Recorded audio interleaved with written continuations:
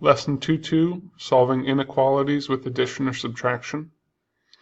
The rules or properties of an inequality are very similar to the properties of an equation. All right. Addition and subtraction, they're going to work the same way. If you add something to one side, you have to add it to the other side. You have to keep your equation, or in this case, your inequality, balanced. All right. So if I have 3a minus 2b is greater than 2a plus 5b, I can isolate my variables. All right. I can add 2b to both sides. Add 2b. These will still cancel. 3a is greater than 2a plus 7b. And then I can subtract 2a, subtract 2a, and have a, these will cancel,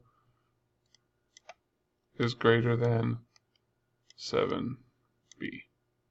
All right. For addition and subtraction, the properties are the same.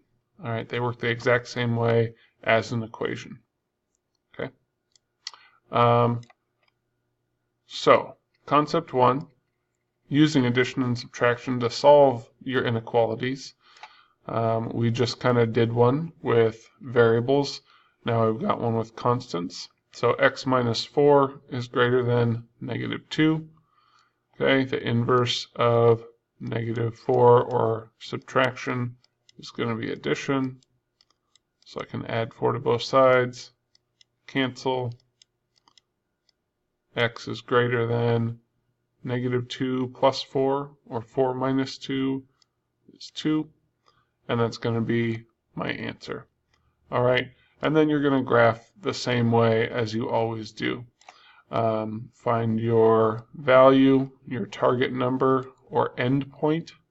All right, and at the end point, you're going to draw a circle, open circle if it is greater than or less than, closed circle if it has the equals to sign on it.